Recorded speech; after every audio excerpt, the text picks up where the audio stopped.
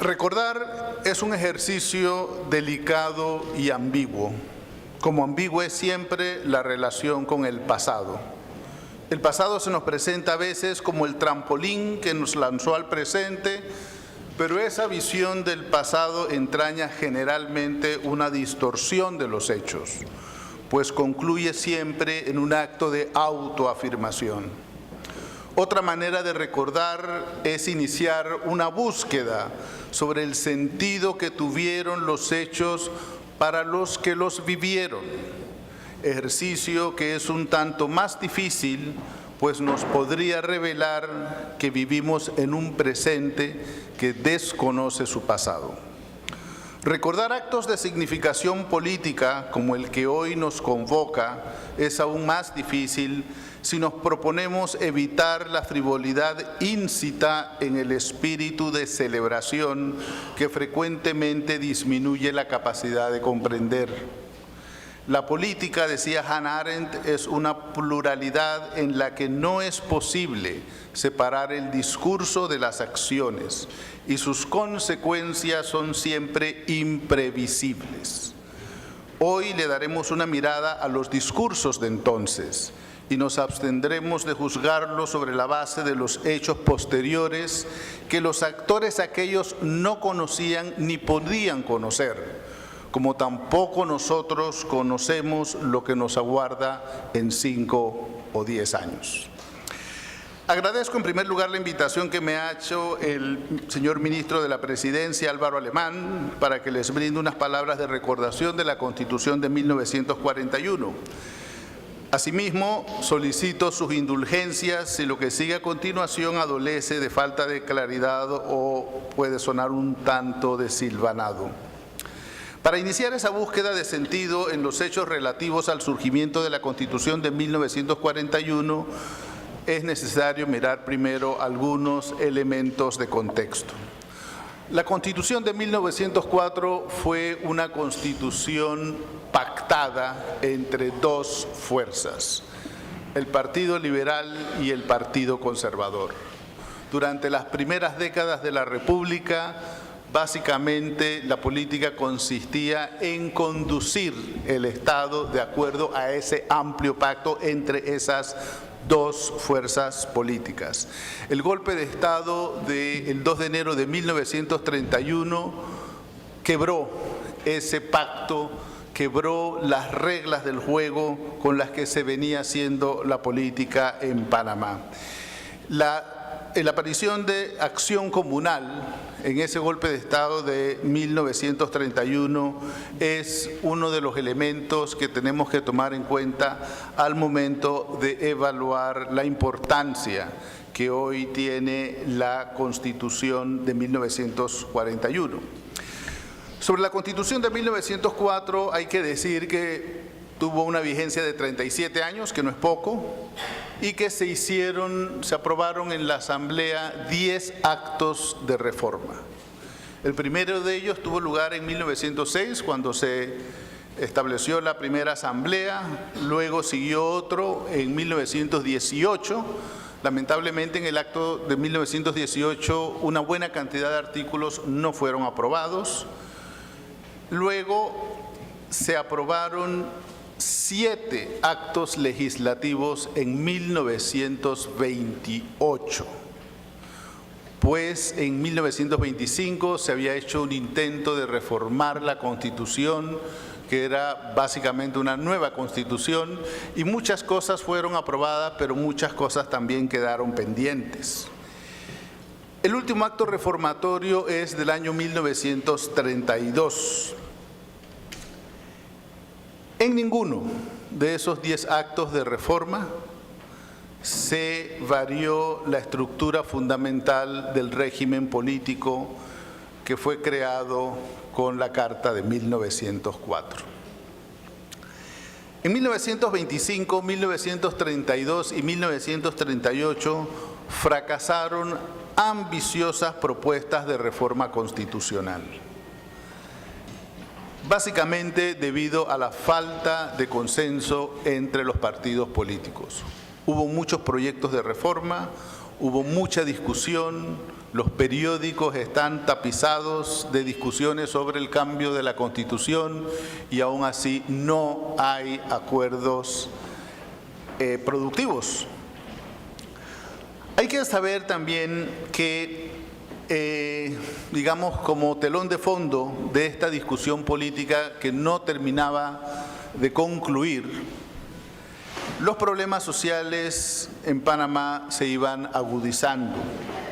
Debemos tomar en cuenta que los trabajos de construcción del canal, al terminar en 1914, crearon una serie de problemas para las ciudades de Panamá y Colón, pues aumentó de una manera significativa la población de estas ciudades y aumentaron las necesidades de esta población que, digamos, había sufrido una explosión en muy poco tiempo, más allá de cualquier previsión de las autoridades. No solamente era el tema que los trabajadores del canal ya no estaban trabajando en el canal, sino que necesitaban ocuparse en otra cosa, era también la migración del campo a la ciudad.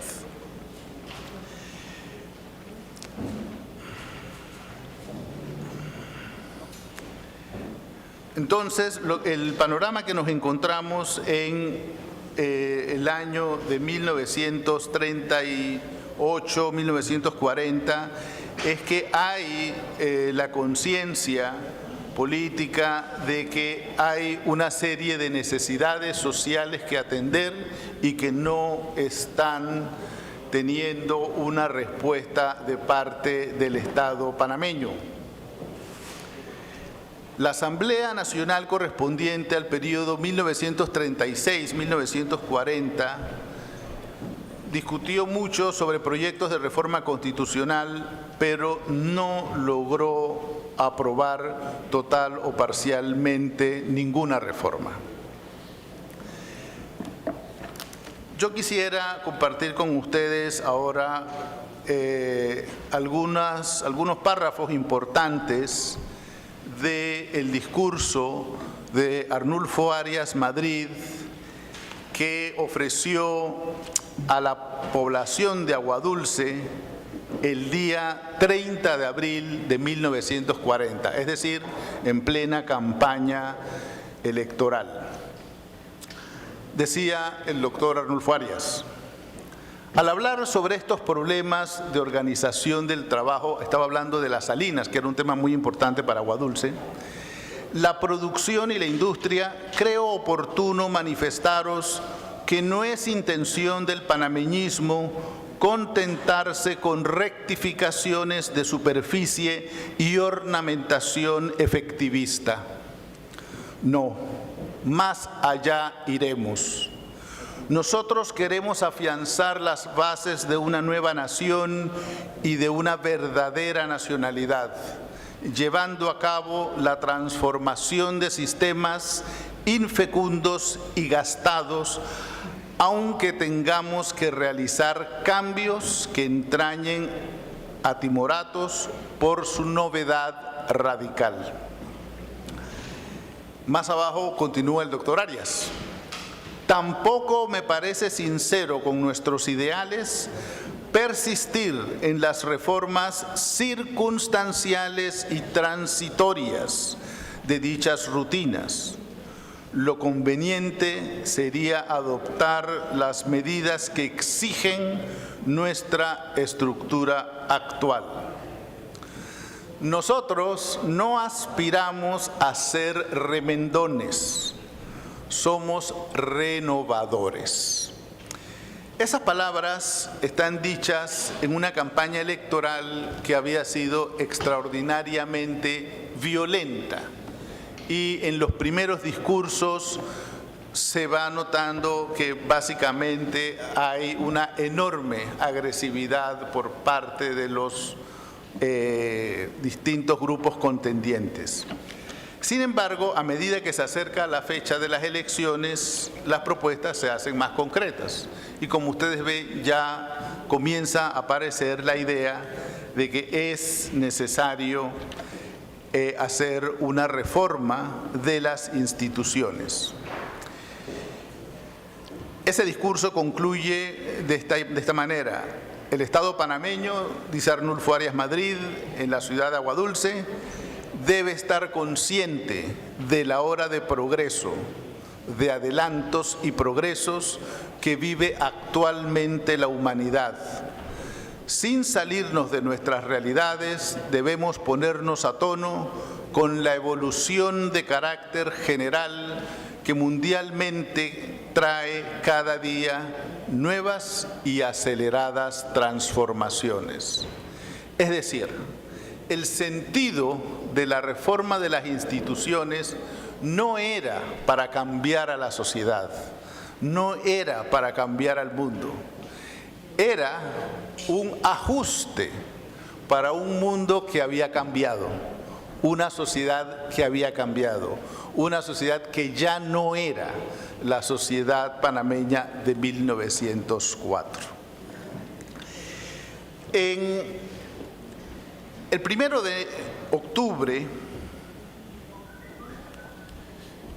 el doctor Arnulfo Arias Madrid tomó posesión como presidente constitucional de la República. Y en ese discurso, el doctor Arias Madrid hizo un análisis de la situación política y social panameña y de sus instituciones, bastante extenso, bastante detallado. No se concretó de ninguna manera a los problemas económicos o de las finanzas del Estado, habló directamente de problemas sociales. Y cerraba ese discurso de la toma de posesión con la idea de proponer una constitución. Decía así el doctor Arias el 1 de octubre de 1940. Queremos rechazar esta contingencia en el llamado que hacemos en estos momentos solemnes a todos nuestros compatriotas para que nos brinden desde ahora su confianza en la seguridad anticipada de que la reforma de la Constitución que nos proponemos consultará cuidadosamente la salud de la patria panameña y se inspirará en nuestros altos principios republicanos y democráticos. Es decir, en el discurso de toma de posesión se hablaba de reforma constitucional. Para ese efecto, se nombró una comisión integrada por dos importantes juristas de la época.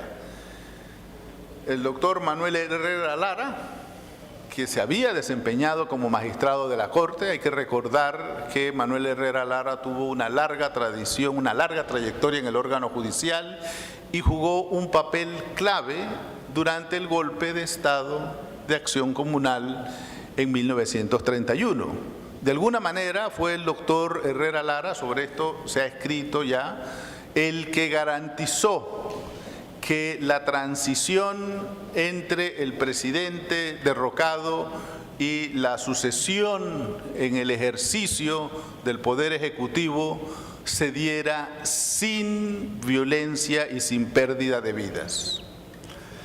El doctor Manuel Herrera Lara no solamente había sido presidente de la Corte, sino que se había también dedicado a publicar algunas cosas. Y lo hace una figura interesante en lo que es la vida política e institucional de la primera parte del siglo. Lamentablemente no conozco nadie que haya escrito una biografía sobre el doctor Manuel Herrera Lara aún. También integraba la comisión Publio A. Vázquez, que en ese momento era más joven, era una figura más joven, pero también sería magistrado de la Corte y alcanzaría a ser presidente de la Corte Suprema en periodos posteriores. El proyecto elaborado por Herrera Lara y Vázquez fue discutido por una comisión integrada por José Peset, que debemos recordar, fue elegido como presidente de la Asamblea Nacional, era diputado y era presidente de la Asamblea, era además el primer designado. Es decir, era la primera persona en la lista de los que debían sustituir temporalmente al presidente de la República. Y era un entrañable amigo y colaborador del doctor Arias Madrid. Además de José Peset, se encontraban en esa comisión Roberto Jiménez y Fabián Velarde. Fabián Velarde había sido uno de los proponentes en su rol de abogado de la administración pública. En el periodo de Juan Demóstenes Arosemena, Fabián Velarde había propuesto un proyecto de constitución. Curiosamente, el proyecto de constitución de Fabián Velarde había sido un encargo del presidente de la República. El presidente Juan Demóstenes Arosemena le solicitó al abogado de la administración, que sería el equivalente hoy del procurador de la administración, que redactara unas reformas a la Constitución, ya que había mucha discusión al respecto, pero cuando Fabián Velarde hizo entrega del producto solicitado, lo que entregó fue una Constitución completa, porque era demasiado lo que había que reformar en dicha Constitución. También integraron aquella comisión otros dos abogados, muy conocidos, abogados prominentes en su tiempo, el doctor Galileo Solís, que también había sido autor de uno de los proyectos de reforma, y Felipe Juan Escobar. Cabe destacar que Fabián Velarde, Galileo Solís y Felipe Juan Escobar pertenecen a esa primera generación de graduados de la Facultad de Derecho que se fundó a instancias del presidente Ramón Maximiliano Valdés en 1918 y conoció el derecho a través de las enseñanzas de Ricardo J. Alfaro y José Dolores Moscote. Es decir, por más que Moscote no fue miembro de la comisión, evidentemente sus obras, sus doctrinas, sus enseñanzas, sus explicaciones eran parte de la discusión. Bien, quiero leerles ahora unos fragmentos del discurso pronunciado por Arnulfo Arias Madrid, presidente constitucional de la República, a la Asamblea Nacional el 17 de octubre de 1940, poco más de 2 semanas después. En ese discurso del 17 de octubre, el doctor Arias Madrid dice lo siguiente: recientemente tuvimos ocasión de manifestar en forma pública que esta Asamblea Nacional integrada por vosotros sería la más importante en los años que lleva la República, porque le corresponderá acometer la magna tarea de estudiar cuestiones y problemas de grande trascendencia que afectarán fundamentalmente el futuro desenvolvimiento nacional. Con ello, quisimos referirnos al grave problema de la revisión de nuestra Constitución Nacional. Problema que no es nuevo, que no es una invención nuestra, que no supone el capricho de practicar ensayos políticos a expensas de la tranquilidad y seguridad nacional, en cuya solución no pueden intervenir las pasiones, los intereses y egoísmos personales, ni de bandería política, porque al revisar nuestro estatuto fundamental laboramos para las presentes y futuras generaciones. La conveniencia, continúa el doctor Arias Madrid, de introducir reformas a las bases constitucionales de la República se ha venido sintiendo desde hace muchos años. Y a medida que las viejas normas se tornaban en estorbo cada vez mayor para el desenvolvimiento económico y político del país, ha ido convirtiéndose gradualmente en necesidad hoy de carácter urgente e inaplazable. En ese mismo discurso ante la Asamblea Nacional, dice el doctor Arias Madrid lo siguiente, que vamos a encontrar, esto es significativo por lo que va a venir después. En favor del movimiento de reformas tenemos el ejemplo saludable, atinado e ilustrador de la República de Colombia, en donde regía como aquí la Constitución de 1886. Y a esa Carta Fundamental, nuestra vecina hermana del sur le introdujo extensas reformas sustanciales en 1910 y en 1936.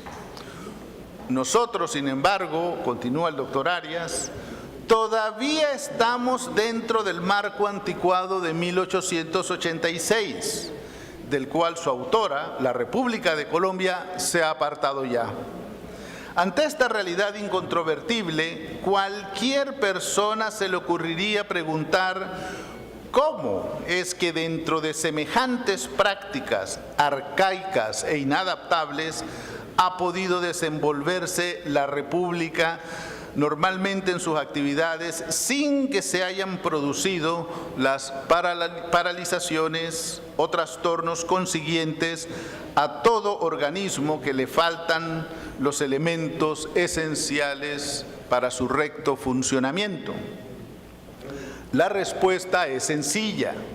Ante todo, hemos vivido hasta ahora algo a tientas, sin haber logrado desarrollar un organismo nacional con personalidad distinta que se pueda erguir con características sociales, económicas y políticas propias. En segundo lugar, hemos tenido que ponerle 2 o 3 parches en los lugares más deteriorados o más fáciles de reparar. Y en fin, a algunos, aunque les parezca a algunos sorprendente, hemos vivido por muchos años y seguimos viviendo completamente al margen de la Constitución. Es decir, el dictamen que hace el presidente de la República es que hay un grave problema porque el Estado, porque la administración pública rutinariamente se ha despegado de la Constitución, porque las instituciones ya no funcionan como debían funcionar y la situación, dice el doctor Arias, se ha convertido en algo urgente. En ese mismo discurso, el doctor Arias hace un largo listado de regulaciones muy específicas que no tienen ningún sustento constitucional. Y el doctor Arias dice que lo único sensato que habría cabido hacer es declarar esas normas inconstitucionales. Pero no se podían declarar inconstitucionales porque eran necesarias para la sociedad. Entonces, quien reclama la Constitución, señores, no es el Estado. Quien reclama la Constitución es la sociedad. La Constitución de la que está hablando el doctor Arias es la Constitución que exige la sociedad. El Estado ya se olvidó de la Constitución que tenía y no le importa con la que tiene. En los análisis que hace el doctor Arias se manifiesta de una manera directa sobre la necesidad de reformar el régimen de propiedad individual, sobre la necesidad de introducir protección al trabajo, sobre la necesidad de generar normas constitucionales para la protección de la familia, es decir, hay claramente una visión de los derechos sociales. También es importante señalar que el contenido de esa visión de los derechos sociales no está elaborado desde una perspectiva de derechos, sino está elaborado desde una perspectiva de las obligaciones o deberes sociales que ciertas personas tienen en función de esas situaciones que llamamos sociales.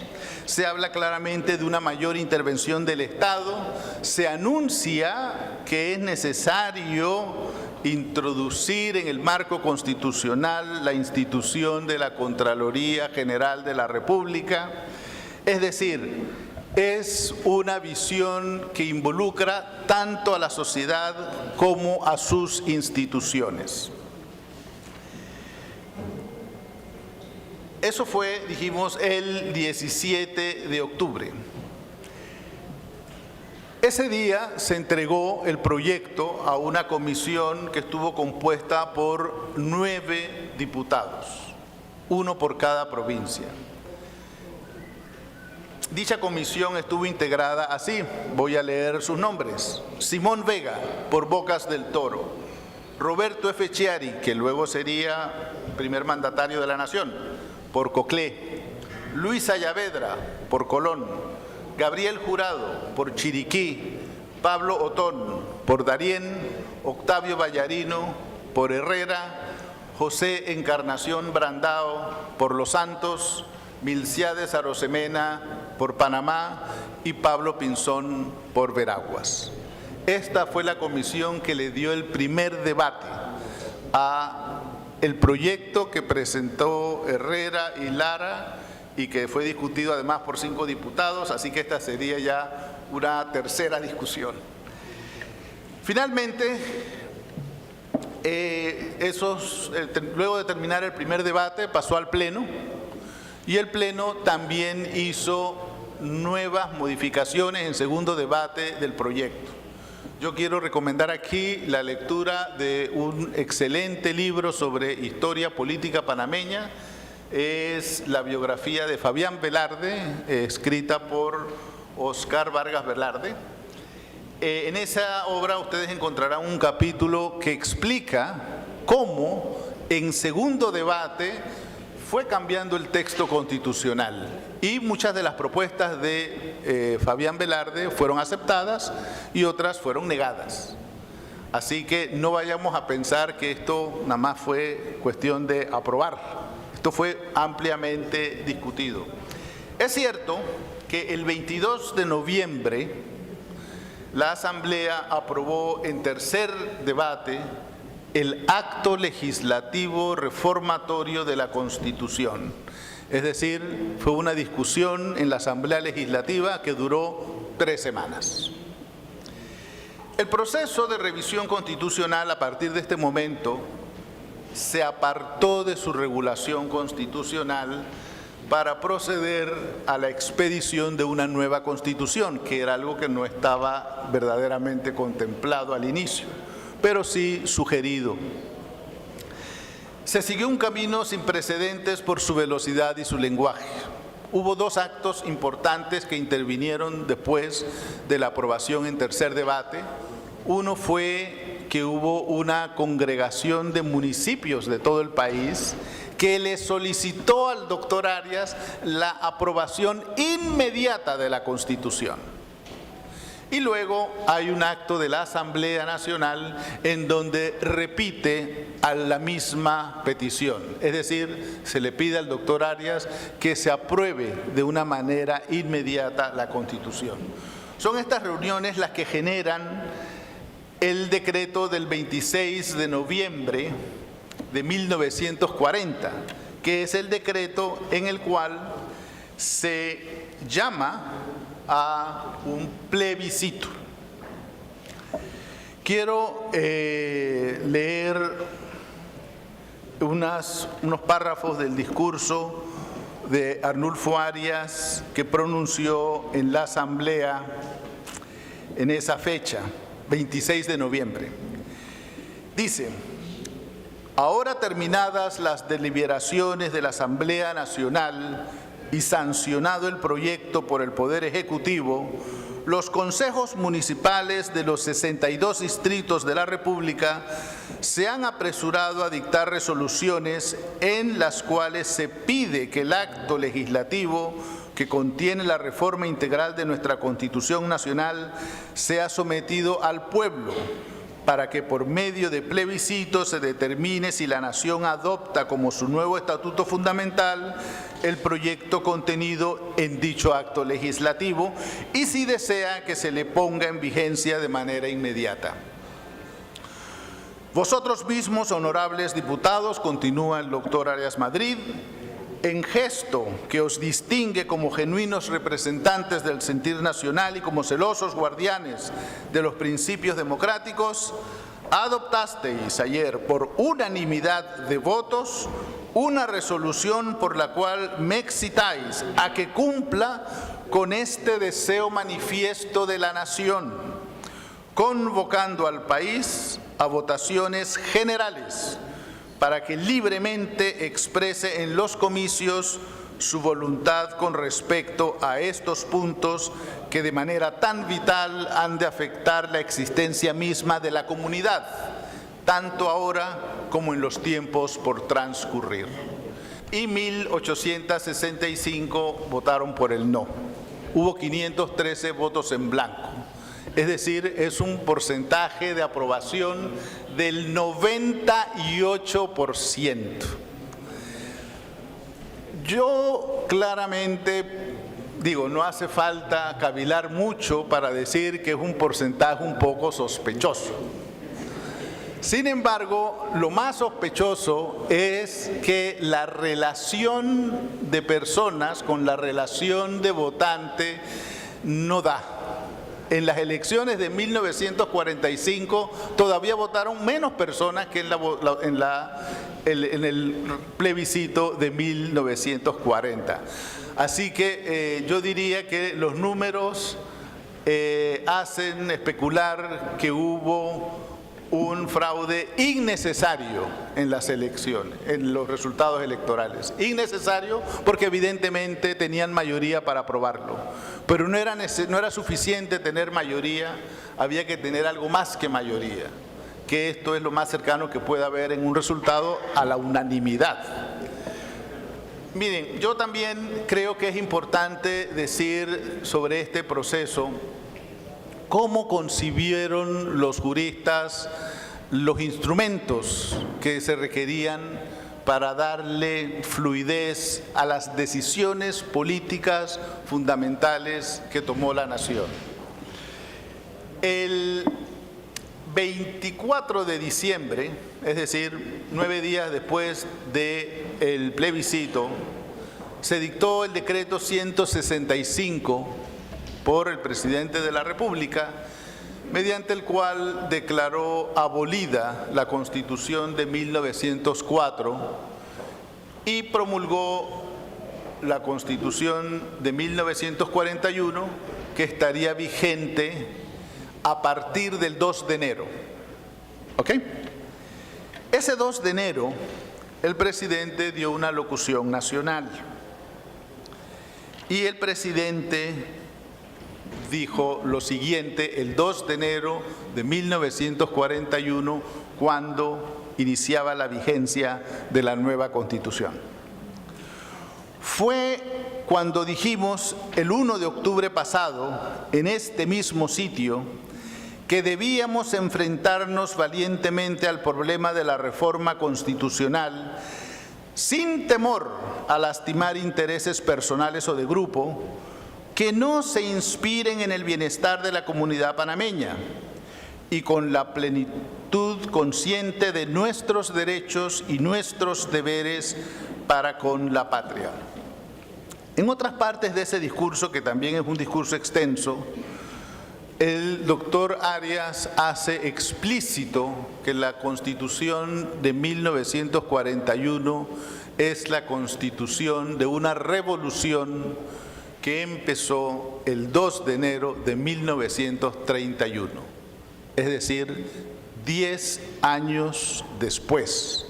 El doctor Arias habla de revolución, el doctor Arias se refiere a los gobiernos de Harmodio Arias y de Juan Demóstenes Arosemenas como gobiernos que están en la misma línea que él va a continuar. Yo sé que todos sabemos qué fue lo que pasó después de ese año, así que no vamos a detenernos en eso. Ellos, los actores políticos, en ese momento no podían saberlo. Sí me parece que vale la pena hacer una revisión breve de cómo entendieron los juristas y constitucionalistas posteriores los eventos de 1941. Hemos visto cuáles eran los discursos de los actores. Vamos a ver ahora, hacer una breve revisión de qué dijeron nuestros juristas. El primero de ellos es Víctor Florencio Goitía. Víctor Florencio Goitía tiene el mérito de haber escrito la primera obra de historia constitucional panameña.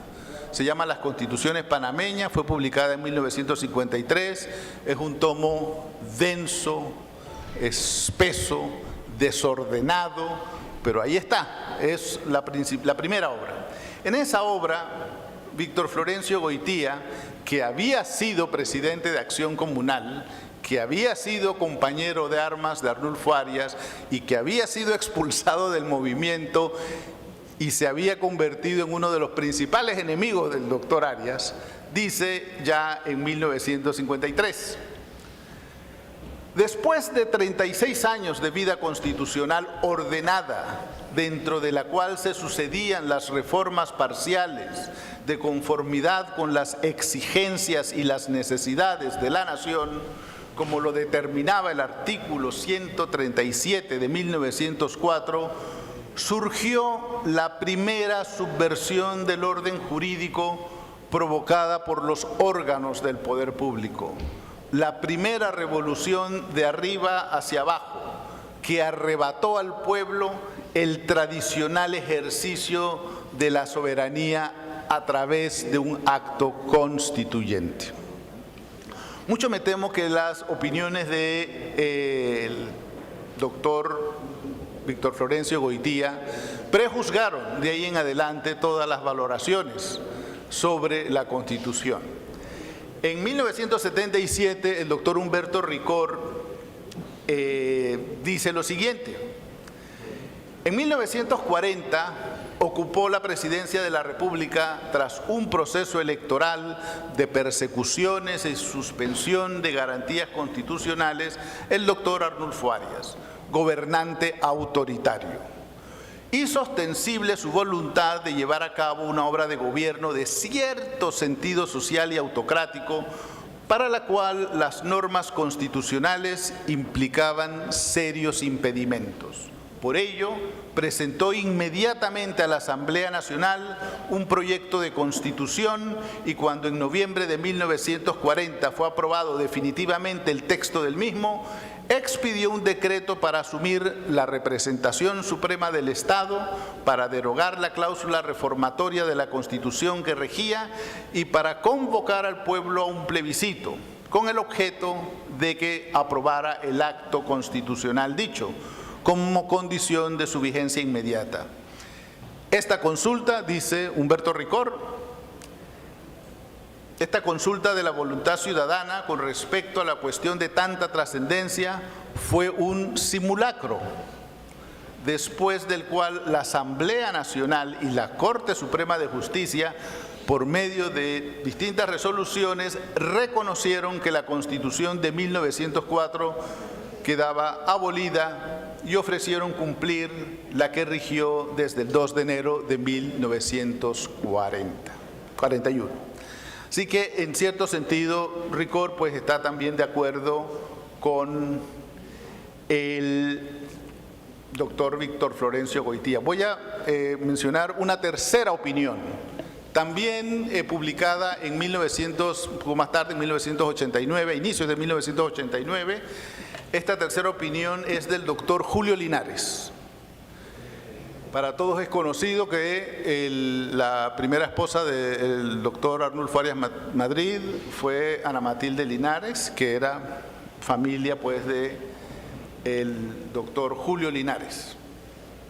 Julio Linares dice en la biografía que escribió sobre Enrique Linares, un ascendiente suyo, prócer de la República, dice así: nosotros no estamos de acuerdo con la subrogación de la forma que se hizo, refiriéndose a la Constitución de 1941.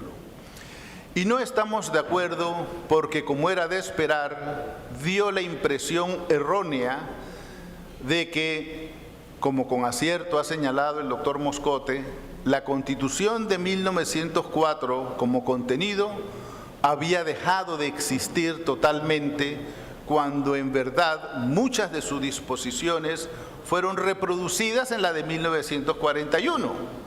Y las verdaderamente nuevas, entre las cuales no pocas resolvían problemas nacionales de carácter vital de modo muy aceptable, fueron objeto, sin discriminación alguna, de una sorda repudiación general inspirada o por la forma como se las desarrolló en ciertas leyes, o porque en realidad no se conocían suficientemente los motivos a que obedecían. De ahí que nosotros pensemos, al igual que el doctor Moscote, que lo aconsejable habría sido estructurar enmiendas por separado, en forma orgánica, a través de un acto legislativo que hubiese contenido solamente las reformas que se convinieron. Desafortunadamente no se hizo así, dice el doctor Julio Linares. No sería correcto dejar la impresión de que todos los constitucionalistas han rechazado el método o el proceso que hizo surgir la Constitución de 1941. También hay juristas que lo ven de una manera diferente. El más eminente de todos ellos, el doctor Jorge Fábrega.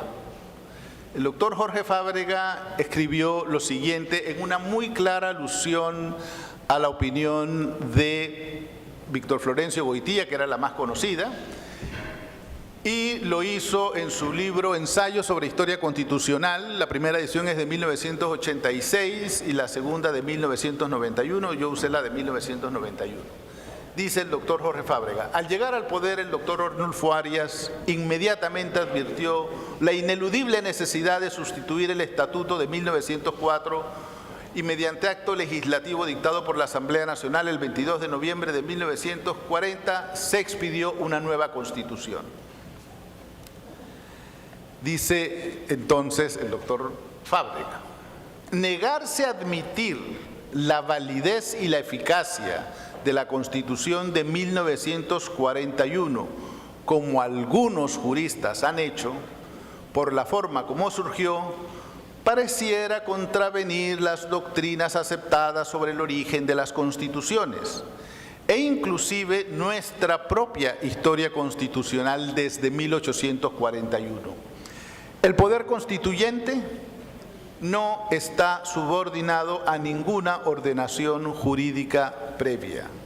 Por el contrario, el poder constituyente es la potestad creadora del orden jurídico. El poder constituyente surge por esencia de una fuerza revolucionaria. Crea un nuevo orden que se califica y juzga por su consonancia con las aspiraciones y necesidades colectivas y por su fuerza coercitiva. Las cláusulas sobre reforma constitucional tienen el propósito de servir para modificaciones parciales. Jamás han servido para sustituir todo un sistema por otro. El acto de promulgar una constitución es jurídica y políticamente, pese a que algunos teóricos no lo consideran así, un acto distinto del de reformarla. Es un acto de voluntad política, es una decisión. Hay que decir que en otras partes de ese trabajo el doctor Jorge Fábrega claramente apoya su visión del poder constituyente en la obra teórica de Carl Schmitt. Y en ese párrafo que el doctor Fábrega cita de Carl Schmitt, el jurista alemán dice lo siguiente: una constitución no se pone en vigor según reglas superiores a ella. Además, es inconcebible que una constitución nueva, es decir, una nueva decisión política fundamental, se subordine a una constitución anterior y que se haga dependiente de ella. Así pues, nada tiene que ver la cuestión de la conciencia de la constitución nueva con la vieja cuestión de la legitimidad. Yo creo que es pertinente mencionar a Schmitt porque definitivamente Schmitt es un autor que representa la conciencia jurídica de la época. Nosotros no nos hacemos un favor cuando juzgamos los hechos de 1940 con la mentalidad y las ideas que tenemos hoy. Creo que ese es el principal defecto en que incurren algunas críticas sobre el proceso de 1940. Creo que he mencionado, falta una opinión más que quiero mencionar, que es la del doctor César Quintero en su trabajo Evolución Constitucional de Panamá. Ese trabajo fue publicado en Colombia en 1988, es decir, más o menos todos estos trabajos fueron publicados a raíz de las reformas constitucionales de 1983, en que era necesario echar la mirada atrás y ver un poco cómo estaba la historia constitucional panameña. Todas las mencionadas características, dice el doctor Quintero, sobre la Constitución de 1941, describen a una Constitución de carácter social, realista y progresista, que debía ser un excelente instrumento de desarrollo jurídico y económico. Sin embargo, dicha carta no gozó de popularidad. Ante todo, obró en su contra la circunstancia de que no fue dictada de acuerdo con la cláusula de reforma de su predecesora, ni mediante la elección de una asamblea constituyente, sino por una especie de golpe de Estado técnico que el gobierno se dio a sí mismo. Es decir, es importante ver que al final los hechos relativos a lo que ocurrió en la segunda parte de la década del 40, donde había una gran efervescencia social, donde había mucha movilización ciudadana, donde había nuevos grupos sociales, donde efectivamente se hizo un ejercicio de participación ciudadana a través de la constituyente.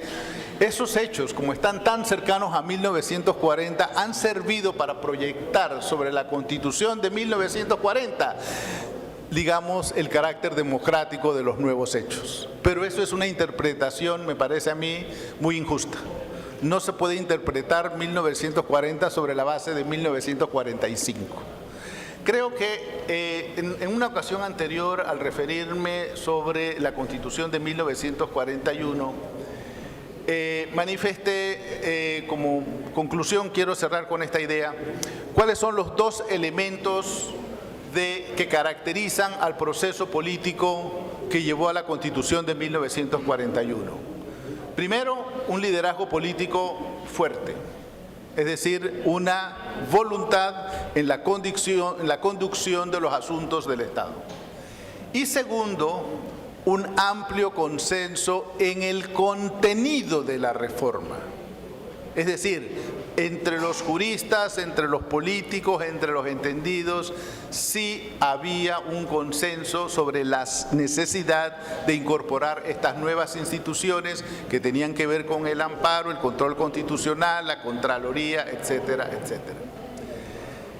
Así que yo creo que proyectar sobre 1940 el hecho de que no hubo participación de la sociedad civil es ignorar el hecho de que el surgimiento de la sociedad civil es un hecho posterior a lo que es la Constitución de 1940.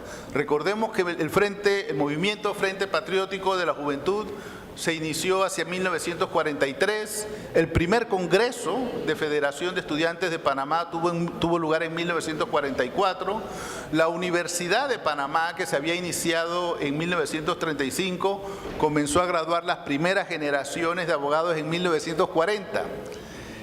Hay dos excepciones que hacer al tema de los movimientos sociales en 1940. La primera de ellas, yo diría que es el movimiento feminista, que era un movimiento que desde los años 20 era un movimiento importante en Panamá. Y en 1936, una de las tareas que se propuso Juan Demóstenes Arosemena fue desarticular el movimiento feminista, lo cual en cierta medida logró.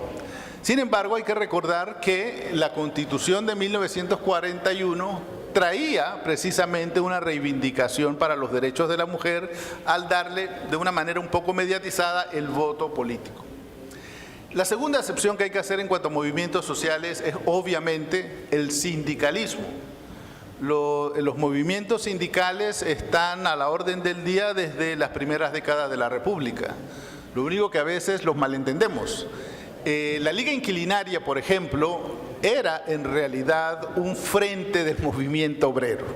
No era un problema así general de inquilinos, era un frente del movimiento obrero y evidentemente ellos sí habían estado muy activos, pero no habían logrado una expresión a nivel de partidos políticos. No hay partidos políticos obreros en esa época. Además, también hay que considerar que la Constitución de 1940 es la primera que incluye los derechos de los trabajadores. Así que malamente iban los trabajadores a oponerse a la primera Constitución que le confería derechos con carácter constitucional.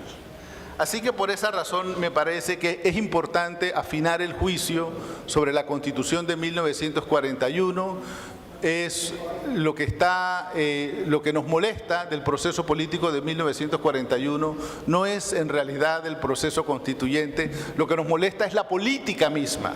Lo que nos molesta es que la política está centrada en la conversación entre partidos políticos liberales solamente. Lo que nos molesta es el uso de los recursos del Estado para reprimir, para achicar las posibilidades del enemigo. Entonces, eso era un elemento de la política y las elecciones que se hicieron en 1936 y en 1940 no están ausentes de todos esos elementos negativos. Así que en ese sentido me parece que nosotros hoy hacemos bien en recordar cómo surgió la Constitución de 1941 como un hito verdaderamente importante en la historia de esta nación. Muchas gracias.